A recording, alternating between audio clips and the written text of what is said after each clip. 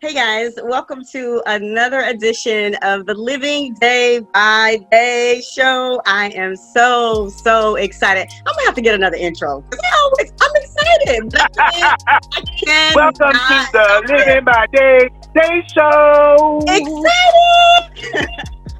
God is just doing so many amazing things. But again, welcome guys to the Living Day by Day show. I am your host, Lakiba Wallace. And I'm telling you, God is definitely putting his super on my natural. I'm so excited, guys, to have an opportunity to do this show with none other than the baddest, that is celebrity comedian E. What's going on, everybody? I'm excited. I had to do my virtual background because I'm on the road, so I had to get it in. You looking good.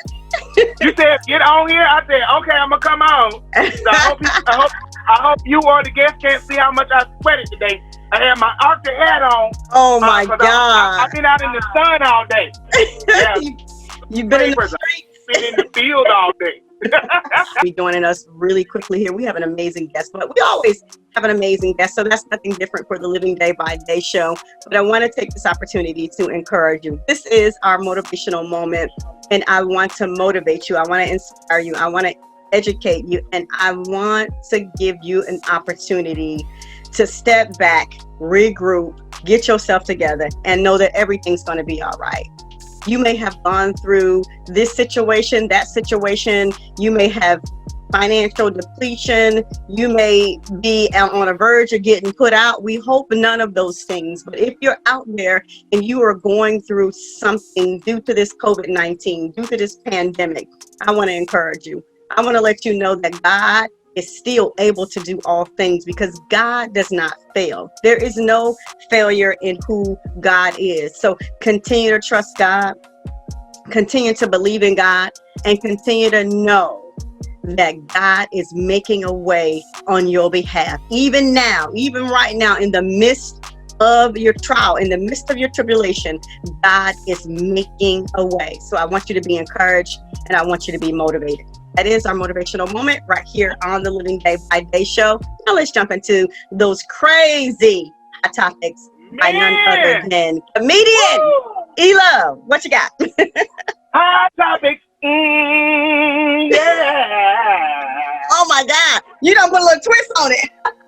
Yes. I got to twist it up. So hot topic number one. So hot topic number one. So I don't know if you follow basketball, Lakiba, but hey, with all the current shootings that took place, I think the last one was I think his name was Joseph Blake. I may be saying his name wrong, but he got shot by the police officers.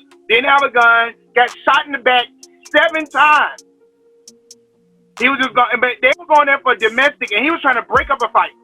He was leaving, getting in his car, and it was this on videotape, and he was shot 7 times with his kids in the car. They just shot him. Now this guy is paralyzed, and they don't know if he's going to be. It's a miracle that if he's going to be able to walk again, but he was paralyzed. And you know, it's just so many crazy things. But I know that a lot of the NBA players, you know, because this happened in Milwaukee, in Wisconsin, and you know, they decided, you know what, we're not gonna play no basketball games because y'all don't want to act right. So they didn't even do the finals. They opted out and didn't even have the finals. Wow. He walked off the desk in solidarity to go with the players. And it's just so many things that's in place. And, you know, when you talk about police reform or you talk about training, I honestly, this is just me. This is not living day by day or Lakiba. I truly believe police have all the training they're supposed to get. Right. I truly believe this. Because when you see how they act toward their own, they have so much leeway they act toward. But when they see us, it's different. It's a different thing. With automatically, I need to be able to stop this person. They're resisting. They're doing all these things. I'm in fear of my life. I gotta protect myself, and that means I need to shoot them before they skin kill me. I mean, before they kill me, not their skin. Yeah, their skin. Right. You said it right. Kill me. And so you see this over and over and time again, even to the point where they were protesting, and in that small town in Wisconsin that people were protesting, you had people, a gang, they want to call them militia, nope, they were a gang. A guy who doesn't even live there, 17-year-old boy, drove down there, got with them. The police gave them water and said, hey, we're going to push them towards you. Wow. This is all on tape. When the guy shot somebody, you can hear him yell, I think I killed somebody. He ran toward the cops. The cops then saw the gun. They drove right past him. He was later on arrested, not in that town. When he went back home, he got arrested. But then the sheriff said, hey, I don't deputize anybody. That leads me to believe, okay, so if you don't deputize anybody, where were you at that night? Because you got your sheriff running around doing all types of stuff, and you the sheriff. So it falls under your responsibility. Mm-hmm. So who are these people that did all that? I know that's a couple of hot topics all rolling in one, but what you think? No, I mean, that is definitely right on point, E. Some great research on that. And it's unfortunate that we are in 2020 and we are still going through like everything that has already happened. You can shoot. I mean, first of all, you can shoot somebody in the back. Like, you comfortable with that? You comfortable doing that? And then after you see all the racism that is going on in the world right now, you want to tag on and be a part of that? Like, I don't care what the man was doing. Okay. Now, I'm not justifying crime here, but I have a voice and this is what I feel. You know, I am not, again, justifying crime, but if I were a police officer, I would never shoot somebody in the back. And, you know, and they say never say never. Of course, I'm down on the ground and you fighting me or whatever, and my life is in stake. Obviously, if your back is towards me, you trying to get away. You trying to get away, or if you're trying to get to, you know, my children, or you trying to get to some civilians or whatever that I'm trying to, you know, protect. That's a different story. But this man was just going to his car. He was going to his car, mind you, with his kids, with his children in the car. Come on, like, when does it stop? They didn't shoot one. They didn't even employ their taser. They unloaded their gun, almost the whole clip. Yeah. This what type of Glock they have, because most Glocks have like 9 loads. But you shot him with 7 bullets in the back. You basically almost unloaded your clip and shooting this guy. Mm-hmm. And you're right. Why didn't you tase him? What happened to the taser? What happened using the nightstick? But my whole thing is that they have trained these officers to have decorum, and they use it on their own. That's why when they talk about refunding the police, a lot of police officers do not live in the city where they're patrolling or where they call policing. They're not patrolling. They don't live there. They live somewhere else. So all the money they receive, their pension, it goes to help beautify their place where they live, because that's where they pay taxes. So when we talk about reform, we need police officers that look like me and you. Absolutely. In that area that's helping police. Mm-hmm. You know what I'm saying? And if you don't look like me, you need to be living there. Right. Because you're going to have a little more compassion in the place you live, because you don't want no crap. Let's just be honest. You ain't going to want no stuff. Somebody knowing where you live. If they know who you are, and you know the people in that neighborhood, you know how to de-escalate stuff. Come on, Craig. I do this, Craig. Come on, Billy. Let's do this. You know how to talk to people because you know the people. Absolutely. So, that's a great hot topic, you know, and I can unfortunately say that, you know, my family has experienced racism. You know, my sister and brother-in-law lived in they sold the house now, but they lived in a very expensive house, $1 million plus. And some white people decided that they would get a pillowcase and write "Get Out Nigger" on it, put some bricks in it, and throw it through their nice bay window. Even about a year or so ago, my son was just walking to the park that's in our community and got stopped by a white police officer. Said he looked suspect. In his own neighborhood, he looked. Yeah, you fit the description. Okay, what description is? Right. Absolutely. Absolutely. No other description. If it was me, bald-headed black guy with glasses. Listen. Bald-headed black guy with a red shirt. If I took the red shirt, bald-headed black guy with a white beater. They would have said whatever what I got on. too much. It's too much. It's time to stop. And I'm just so grateful to God that, my son didn't call me and I didn't race to the scene, because I ain't gonna tell y'all I would have did something that was biblical. Right. I probably would have just went to 100. Like, you stopping my son? What are you stopping my son for? Like, give me a reason. But anyway, I'm gonna slide if you don't go to topic 2. Topic number 2. All right. So we got the Republican debate. It's not debate, but the Republican. I challenge people, and I'm speaking to my white brothers and white sisters. Please tell me what era America was great for everybody. Right. What is? Right. Tell me when was America great, like for everybody, not just for y'all, for everybody. Because you keep saying want to make America great again. Explain to me, when did this take place?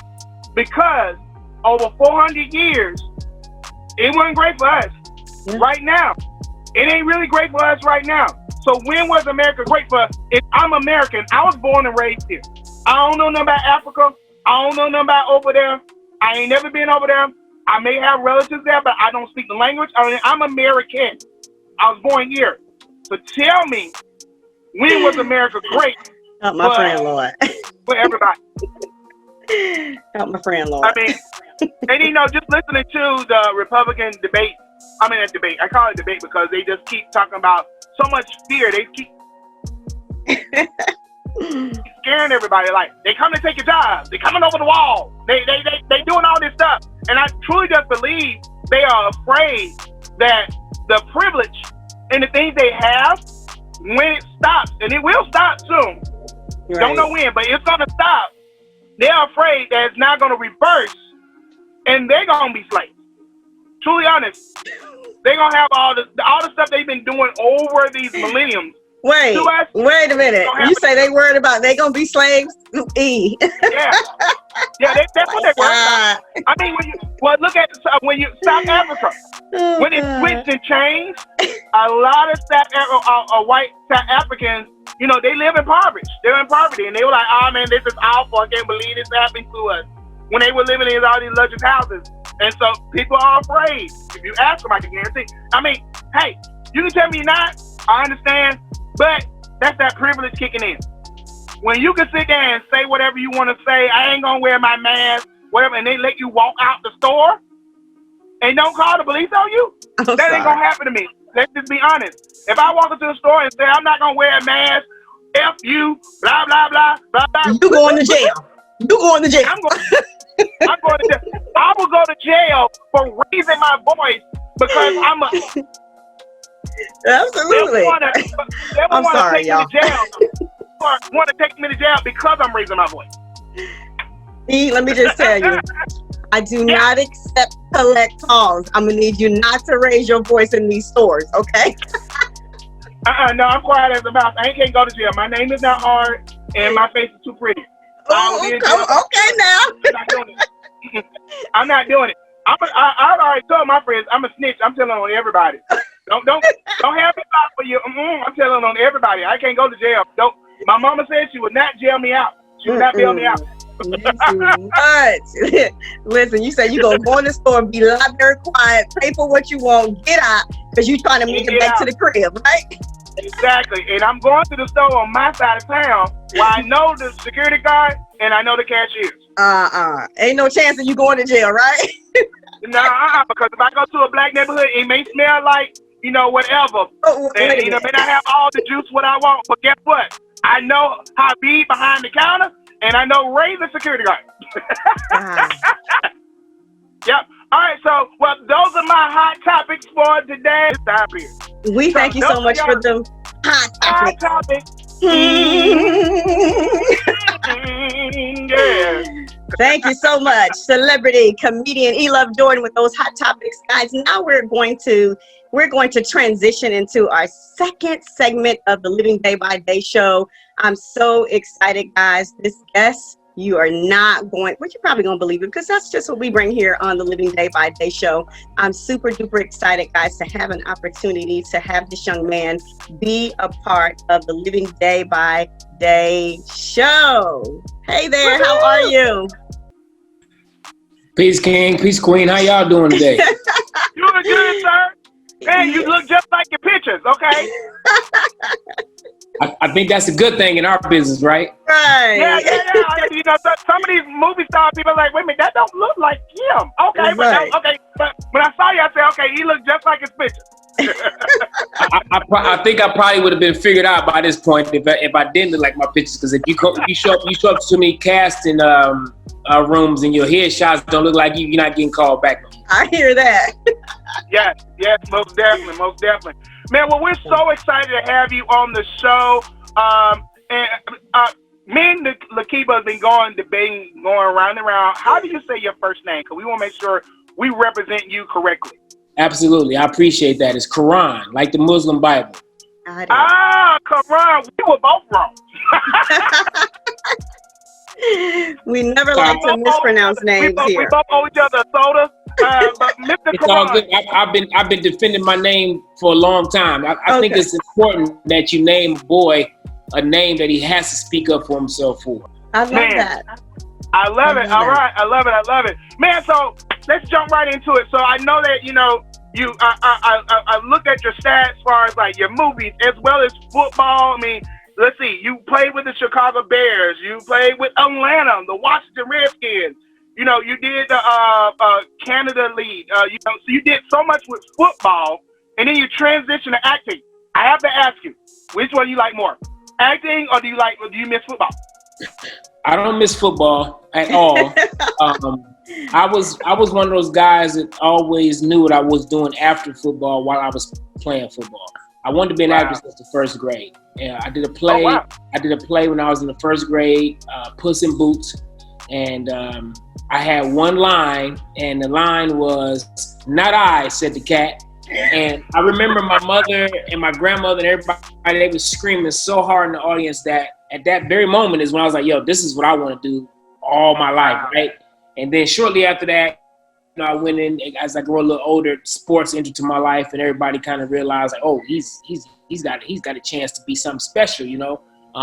So for me, it was all performing. Sports was performance for me. You know, I was one of those players that was always like, man, I got to look good because I'm about to play good. You know, it was always a stage for me. So when I went to the NFL Combine, they were like, what's your plans after football? And I was like, well, I'm going to go to Hollywood. I'm going to take it over. You know, most guys don't have an answer.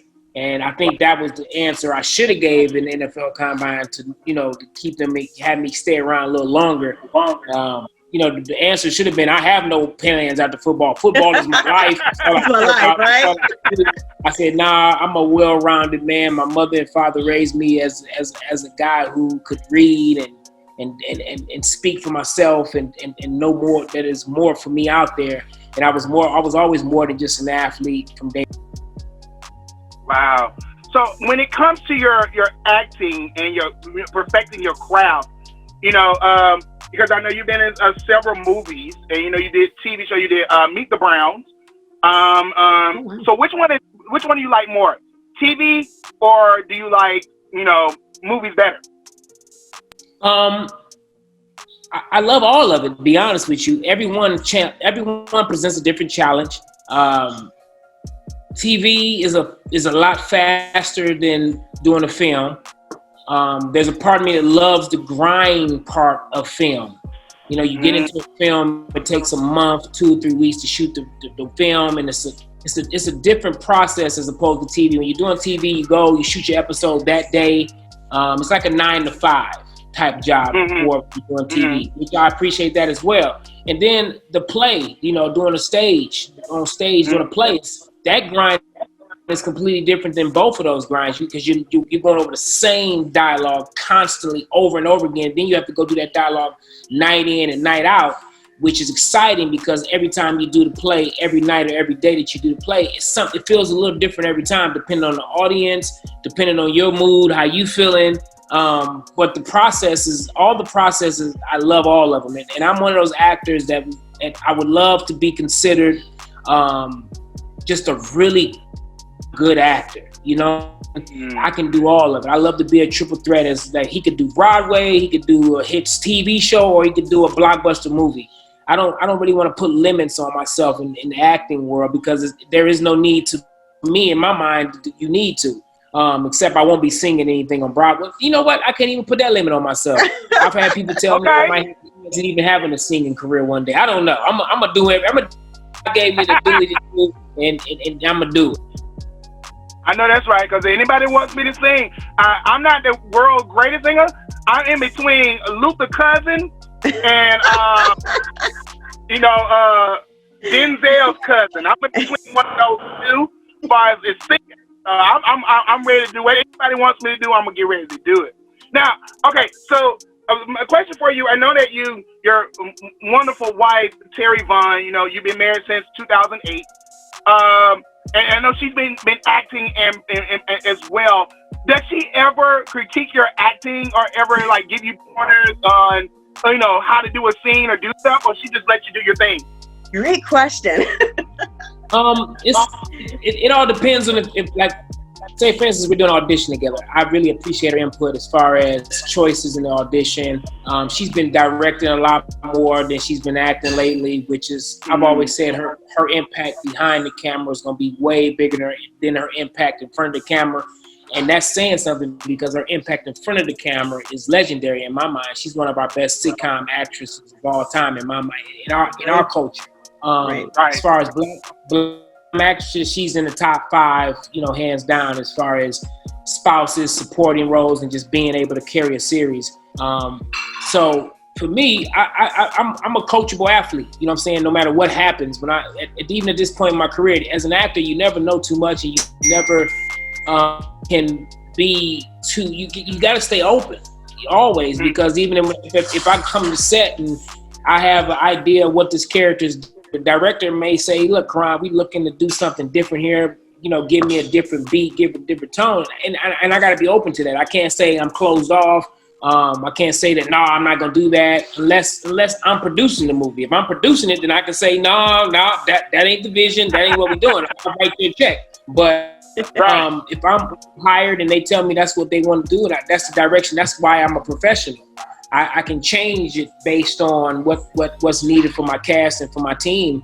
And when Terry gives me a note, I appreciate it and I take it and I use it. And vice versa. When she's doing auditions, I give her notes sometime. And at this point in our careers, I've been working more as an actor than she's been working as an actress. She's been behind the camera as a director, so our perspectives are directly lined up, because she's like, yeah, as a director, I don't know if I like that take. And I'm like, cool, let's do another one. And any ideas on how I should do it better, and she gives me a note and I do it. And it's great exercises. We have a great marriage in professional life as well, because iron sharpens iron at all time. And I'm really fortunate to have a spouse that can help me reach my full potential in all demographics of my life. Wow, and I have to say, man, your wife is definitely a beast when it comes to, doing this film career. I mean, I've been following her ever since, the Steve Harvey show, and just watching how her cultivated her acting, as well as not only her acting, but the directing stuff. So, man, kudos to you and your wife. But my other question for you, and, I know some actors, they say, I'm open to whatever role that comes my way. Are you very selective about what you choose and what you say you will do, and what some things you say, I ain't doing that role, I can't do that? Yeah, that's a good question. I'm actually at the point in my career now where I can say I know who I am as an actor. I know what I bring to the table as an actor. I'm not one of those actors that can, if I haven't lived it at this point in my life, I'm not gonna try to play it. Period. You see what I'm saying? Because I don't want to ever get up there and get caught acting. I want to be always seen living and breathing and being. I want to be able to basically tap into a memory that I've actually, and come from truth. So whoever's watching me and understanding, it's truthful. It's a truthful interaction between myself and the audience, and that's what I strive for as an actor. So if I haven't lived it, I'm not going to play it. I'm not going to audition for it.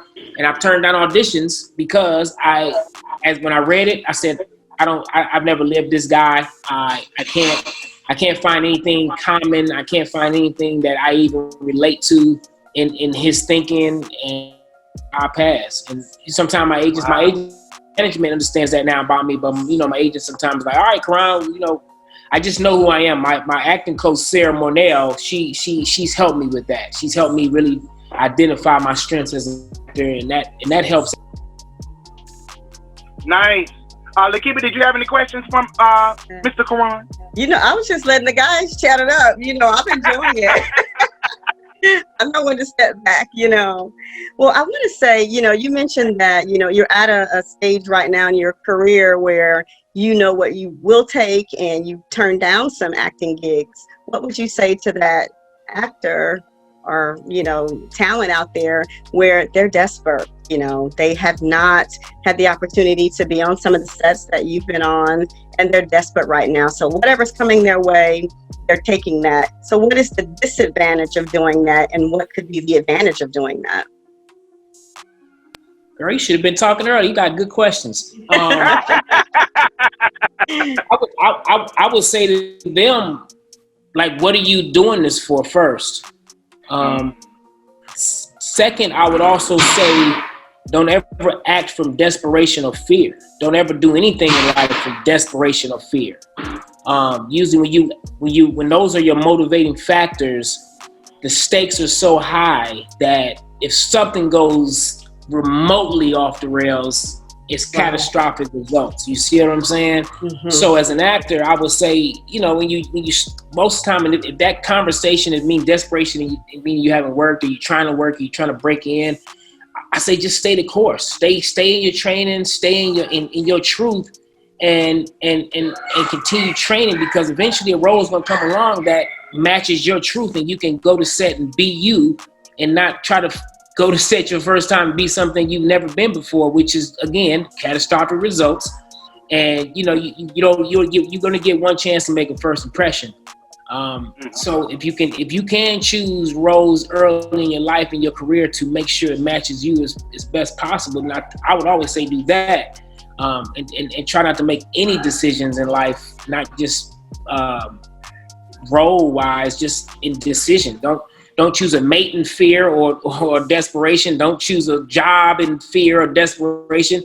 Listen to your spirit that God has given you, and usually guides you. It always guides you. Amen goes right there. Hey, I know, right? Amen goes right there. You sure you're not a pastor too? Right. So, of course, the whole entire world right now, we are experiencing a pandemic. We have been in the midst of COVID-19 since March of 2020. How has COVID-19 had an impact on your acting career? For me, it just kind of slowed down some work that I had lined up. I started in 2020 on a really hot run. I shot for 40 days and 40 nights, basically the first top of the year, from January to February. I shot literally up into the quarantine. Like, I was coming off of a movie I shot in Denver called Red Winter, produced by Supremacy Films, one of my good friends, Errol Sadler. Had a great dynamic cast, and I started the year at the top, where I was producing and writing my own stuff and shot my own pilot, which is called The Fellas. And then I booked a role where I had to just go in and do my thing. It was for my friend Greg, G2 Productions. We did a movie called Message in a Bottle, and it's a psychological thriller. So I was the lead of that movie, and it was a heavy job for me to do, coming from shooting and writing my own pilot right to that. And then I went to Denver to shoot a psychological thriller, where I was basically a supporting character in this one. I didn't have to lead it. I didn't have to do anything but just play my part. Which I ended up being the comedy relief guy that was just, fun and happy on the thing, until I got to my demise, because it's a thriller. But it all worked out perfectly for my artistic arc in that moment, because when I got on set in Denver, I was telling my producer friend Errol, I was like, man, this was the perfect gig at this point, because I didn't realize I was getting tired. I didn't know I was getting tired until I got to Denver, and it's like, oh, I'm glad I don't have to know all those lines this time. I'm glad I don't have to carry this whole script. I'm glad it's not on me. I can just pop in, pop out. I'm good. And we got home, and all of a sudden the world stopped. And I had a bunch of stuff lined up coming up after that. My plan was to take a month off and get right back to the grind, punching again, and the world stopped. But as an actor, it just fortified me more as a man, just saying I got to create my own stuff. I got to continue writing, and I got to continue building my own stuff in the wake of this. Like this COVID has taught most people. If anybody who hasn't realized that this thing is showing us that we have to rely on ourselves, even with COVID and the systematic oppression that has been put on the forefront as again, which has never left, but now it's on the forefront and everybody's actually talking about it now. It's showing us, especially as Black people, that we are the source of everything that happens in our lives, good or bad, and we have to take ownership in that. I think that's the biggest thing that's happened in this whole COVID systematic racism time that we've been in the last 6 months, and I'm hoping and praying that most of us, the majority of us, understand that. So for me as an actor, it's been eye-opening, it's been very transformative, and there's also been confirmation. And Terry and I have got to play a lot more chess than normal, and we've been able to spend a lot more time with the kids, and our relationship has gotten stronger, and just overall, you know, it's been a positive, man. I haven't really stopped moving since probably about eight years old. So this is the first time that I didn't have anywhere to go. That long time. I literally took my watch off for 3 months. I didn't care what time it was. I didn't care what day it was. I embraced it. I tried to stay as creative as possible. And if I wasn't creative, I accepted it. I just kind of went with the flow of what happened, and that's just a good exercise. Again, as anybody in this world, sometimes you just got to learn how to stay in the flow and just go with the energy of what's happening, and not go against the grain, because it's some crazy times we're experiencing, and as people, and especially as African American. Absolutely, definitely, I concur with that. So you've had the opportunity and been blessed to be on so many different sets in so many different movies. I want to take you back to 2015, where God blessed you to be a part of The Last Punch, where you played Muhammad Ali. What was that like? Wow, yeah. That was life-changing for me. I tell people all the time, at that moment when I booked that role, how I booked that role, and time I can give you the whole story how I booked the role. I actually, in that movie, I booked the role as another character in the movie.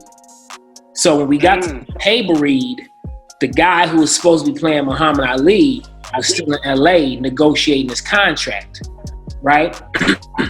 And so when I got to the table read, the scriptie was handing out scripts like, Karon, you're gonna read your role that you booked, and you're gonna also read for Muhammad Ali. So in my mind, I'm like, oh, you just, I'm about to kill this. I'm about to book this role. Right? I'm in my mind, I didn't say it to nobody. I just like, oh, I'm about to play Muhammad Ali. So we went in there and we started doing a table read. Of course, I did my little part that I was playing, and then when Ali stuff started coming up, I started doing my Ali. You know what I'm saying? Ali was always one of my heroes, one of my men that I looked to in my life to kind of, champion myself after. So when the opportunity came, I just started doing my Ali, and I kind of saw the producers at the front of the room start perking up, kind of like, who's that? Who's doing that? After the table read, the director Jesse Vaughn came up to me and was like, man, how tall are you? I said 6'3", same height as Muhammad Ali. And he said, how wait? I was like, right now I'm about 225, about the same way Muhammad Ali was when he first started. And he's like, okay. And I was like, well, I'm just letting you know.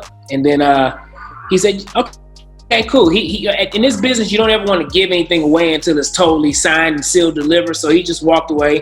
And I got in the car, and then my good friend, George Pierre, on Pierre Casting, that's in this business. In this, when he and I started, he was casting extras, and he casted me as an extra in Will Patton's Stomp the Yard 2. And that's when George and I first met. And I told George then, I said, you just cast the biggest star that you ever gonna cast right now. He said, dude, you're an extra. I'm just telling you the future, George. I'm telling you the future, George. Damn it, future.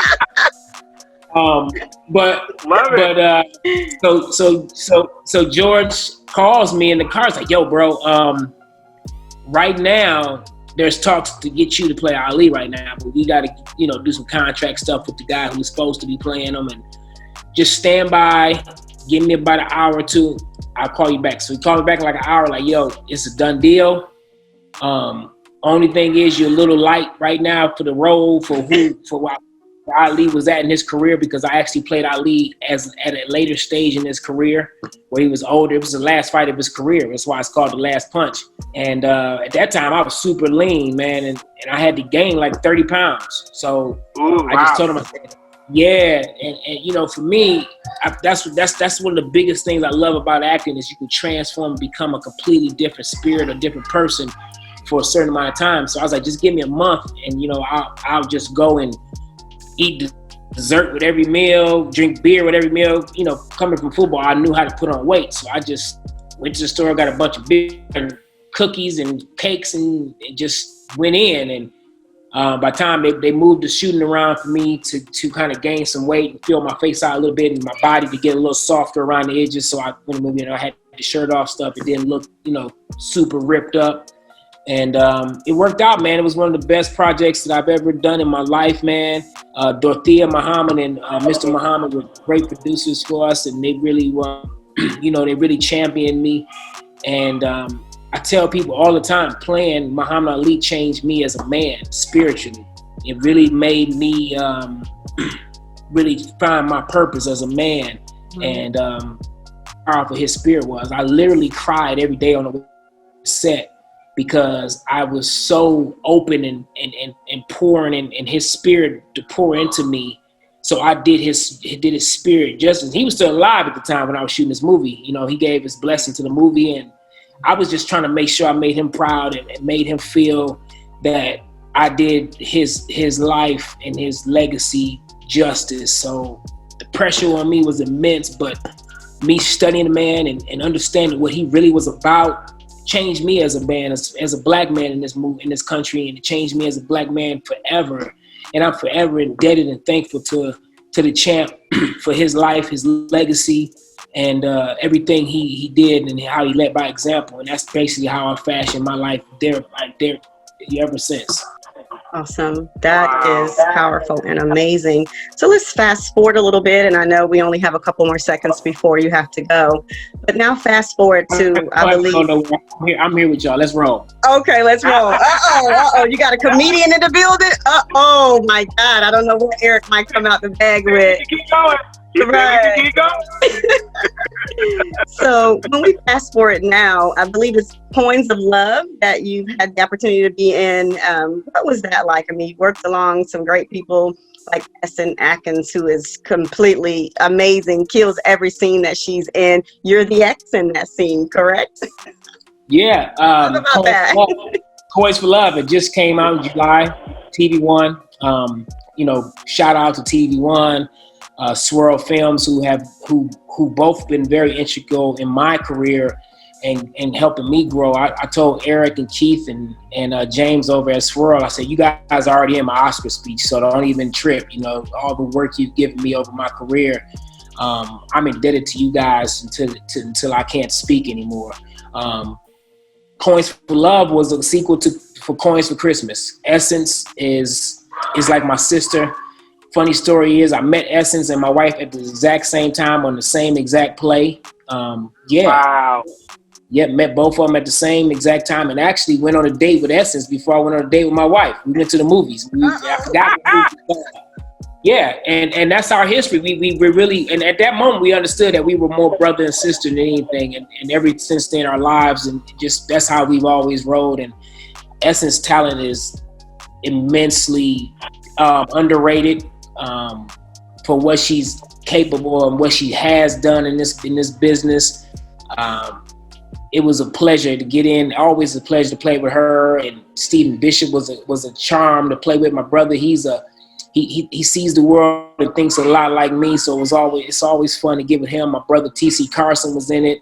And of course, it was a great movie to show Black love and Black family and all the things that can happen, good and bad. But we didn't see any domestic violence. We didn't see anybody going to jail. We didn't see anything negative. It was just real life stuff that happens in everybody's house, black, white, yellow, blue, or pink. You know what I'm saying? So that's why I was really to be a part of that project.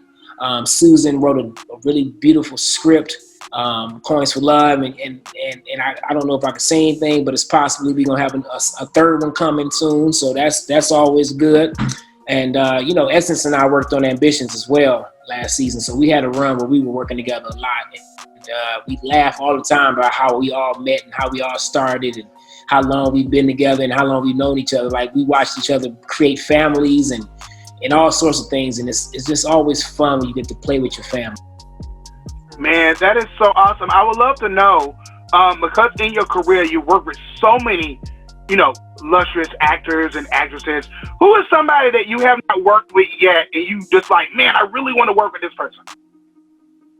Man, I got a plethora of people, man. I tell people all the time, they're like, you don't want to work with Denzel? I said, I don't want to work with Denzel so much more as just be able to sit down and have a real conversation with Denzel.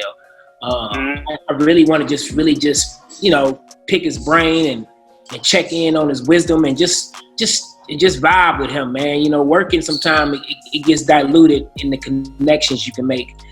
Work-wise, I would love, I'm not gonna even say I would love. When it happens, I'm going to work with The Rock one day. I love his journey. I love his charisma. I love what he's done with his career. I've loved, just watching him from afar up until this point. Will Smith is one of my guys that I kind of fashioned my career after. I would love, if I had a fraction of Will Smith's career, I would consider my career very successful. Who else? Who I would love to work with? Like you said, I've been blessed. I've really worked with a lot of really special people already, and it's like, dang, I've only been doing this 12 years. This is confirmation again to know that I'm doing what I'm supposed to be doing. When it lines up and it does exactly how it's been going for me, that's just confirmation that I'm following the exact blueprints that the universe sent to me. And it's a testament to that. And I tell all the people all the time, the blueprints that you've been sent are your blueprints. Find your team, find you a crew to help build that dream and go for it, because it's ordained. So it's not going to fail. You just got to believe it and trust it without a doubt. And that's what I did. And I could sit here and name all the people I worked with and pinch myself every time I name them, because every time I walk on set, I'm like, damn, you one of the people I used to love watching when I was in college, sitting up in there wishing I was doing what you were doing. So right. Look who I married. I married a dang icon. You know what I'm saying? I married an icon. Right. Do you ever get starstruck when you meet somebody? Or is that you've been in the business for 12 years that, you're like, okay, it's Denzel. Wow, cool to meet you. Do you ever see somebody, you be like, oh my God, that's what's his name? Nah, man, you got to remember, I've been in the business longer than 12 years. Football is considered a business. Oh, yeah, yeah. I'm literally going on 20 years into this entertainment world. It's different facets if you just want to pull back and look at it as a real whole entity, because when I was in the NFL, how many people was I interacting with and hanging out with then? So no, I don't get starstruck ever. I've been starstruck before. The only few times I've done it is when I hung out with Rick James before he passed away. That was wild for me, because that was the first song I knew as a kid. Like, that is not good parenting, but that Super Freak was the first song that I knew by heart. Super Freak. She's a super freak. Okay, yeah, that's the song that my dad not bonded. You never yourself. That and the Spinners was one of my favorite songs. Come on, man. Like, dude, I used to ride around. Yeah. My dad. Rubber Band Man and Super Freak was one of the songs I used to play. Bro. And a 45 of Rubber Band Man and a 45 of Super Freak. I cannot. Bruh, I was like, I couldn't even see over the window. And my dad had me in the front seat of this Cadillac. I had to be about 5. And we would ride around Detroit, and he would be bumping Super Freak, and their partner would come on and say, "Don't take on to mother." And he was like, "Don't tell your mother." Like, don't tell your mother you listen to this. So we were going out, she could not sing Super Freak. So, man, I think me and your dad had the same idea. We had a Cadillac. My dad had the 8-track with the old blue Cadillac Seville, and he had to push really hard to put the 8-track in, and we listened to Michael Jackson, the Spinners, Super Freak. We would listen to all these different things on 8-track. Dude, you know Michael Jackson, my guy, man. Like I did when I shot my pilot, I wore the Michael Jackson Thriller jacket in my pilot as a salute to the king of pop, man. He influenced my life. Him, Prince, Rick James. Those are the three guys. If I ever met them before they passed, would have been. I met Rick James. I didn't get to be Michael or Prince, but those would have been the guys where I'd have been like, yo, okay, this is getting real.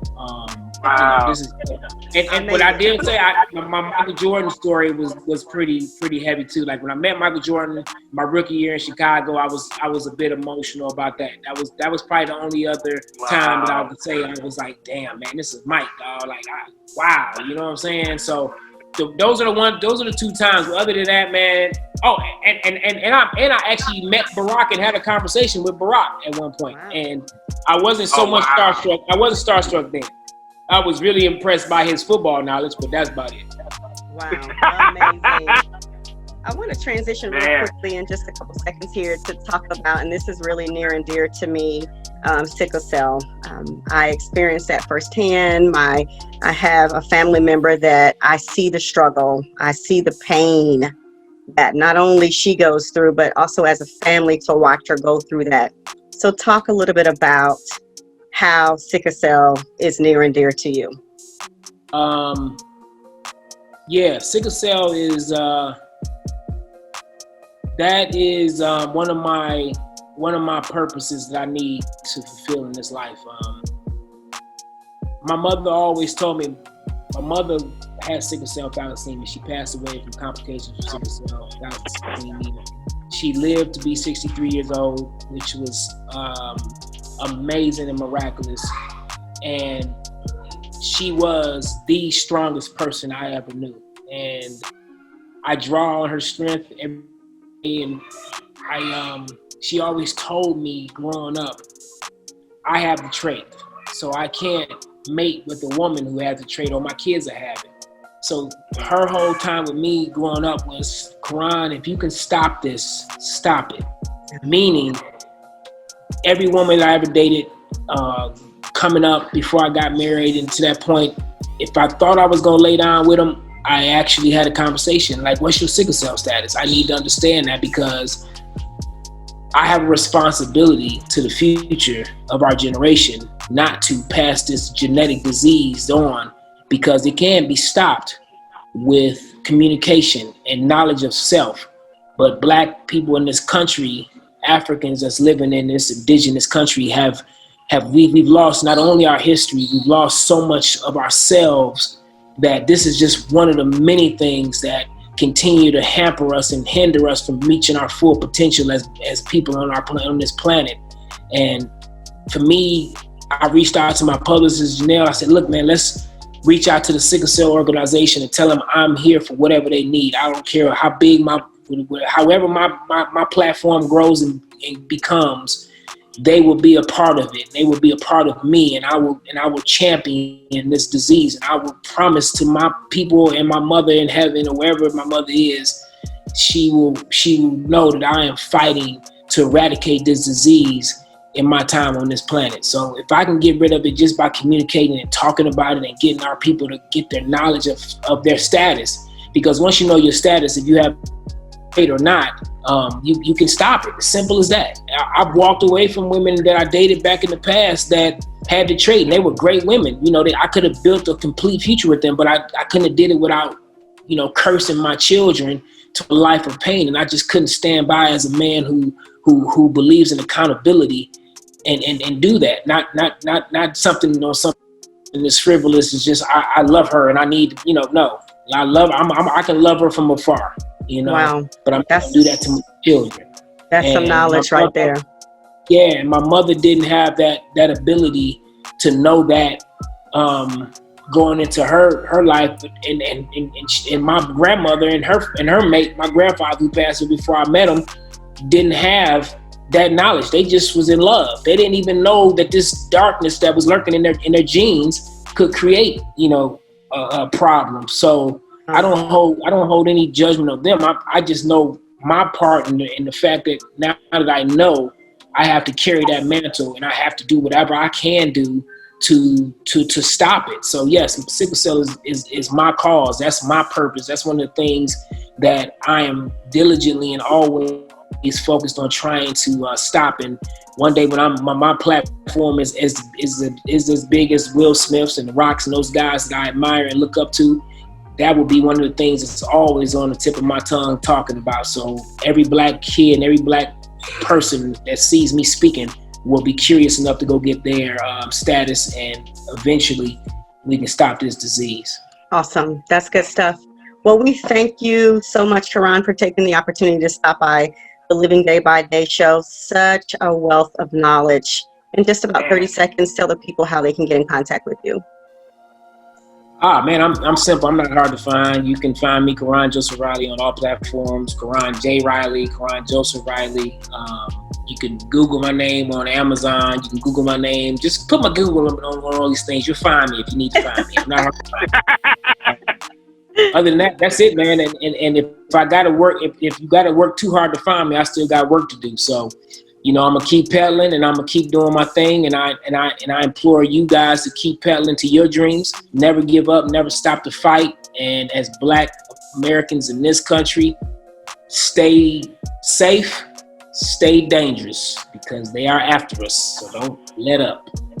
Well, you have been an amazing guest. And again, we thank you so much for stopping by the Living Day by Day show. Thank you for having me. It's always good to be seen and not viewed, baby. Awesome. What a blessing. All right. Take care. All right. Peace out. Bye-bye. Well, there you have it, guys. Another amazing show, and of course, another amazing guest. We thank you so much for tuning in again to the Living Day by Day show. Make sure you stop by our website, which is livingdaybyday.net. Until next time, be blessed. Peace out, everybody. Peace.